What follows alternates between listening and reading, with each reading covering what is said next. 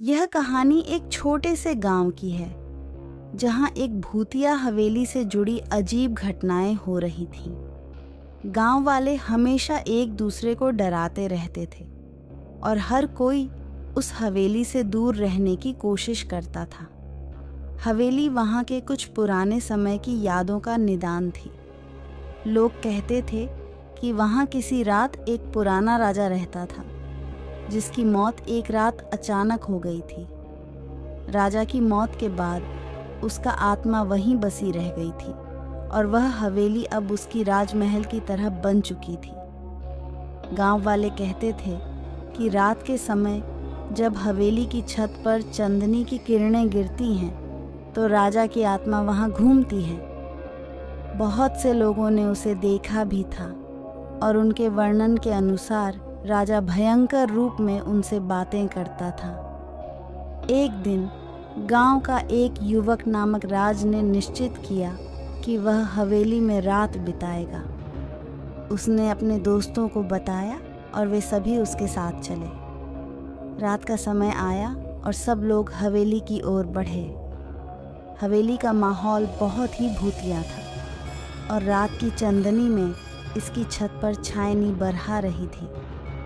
युवक राज ने दोस्तों को देखकर कहा, कुछ नहीं होगा, यह सब तो बस लोगों का डरावना किस्सा है। वे सभी हवेली के अंदर गए और वहां घूमने लगे। एक समय बीत गया और कोई भी घटना नहीं हुई। लोग शांति से हवेली के भीतर घूमते रहे और राज ने उनसे कहा, देखा, कुछ नहीं हुआ, ये सब बस एक अफवाह है।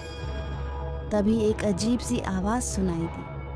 वह आवाज़ हवेली के अंदर से आ रही थी और लोगों को डरा रही थी। राज ने कहा, शायद कोई हमारे साथ मजाक कर रहा है, हमें इस पर ध्यान नहीं देना चाहिए। लेकिन वह आवाज़ बढ़ती ही जा रही थी और फिर एक रौंदती सी महसूस हुई, जैसे कोई अदृश्य शक्ति सभी को जकड़ रही हो। लोग डर के मारे अपने अपने स्थानों पर टिक गए। हवेली की एक कोने में राज ने एक विचित्र पुरानी तस्वीर देखी।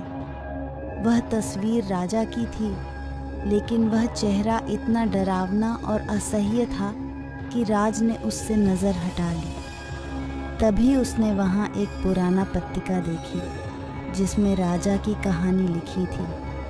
पत्रिका के अनुसार राजा की मौत के बाद उसकी आत्मा वहाँ बसी रही थी, लेकिन वह अपनी अधूरी मोहब्बत के कारण शांति नहीं पा रहा था।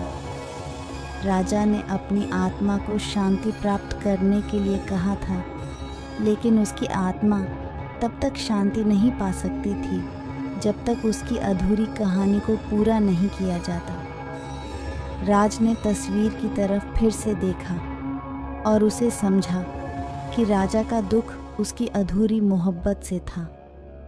राज ने तय किया कि वह राजा की आत्मा को शांति देगा। उसने तस्वीर के सामने अपने दोस्तों से गुहार लगाई और उन्हें बताया कि यह उस बेचैन आत्मा को शांति कैसे मिल सकती है।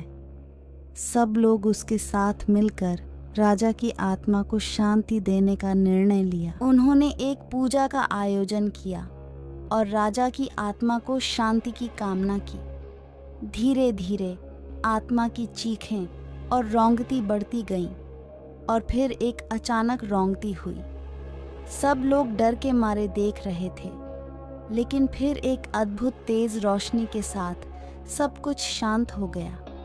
हवेली की आवाज़ बंद हो गई और सभी लोगों को एक अच्छी भावना का अनुभव हुआ।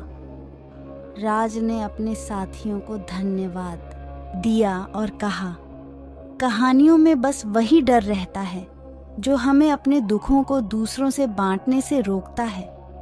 यह राजा भी बस इसी कारण अपनी शांति नहीं पा सका था।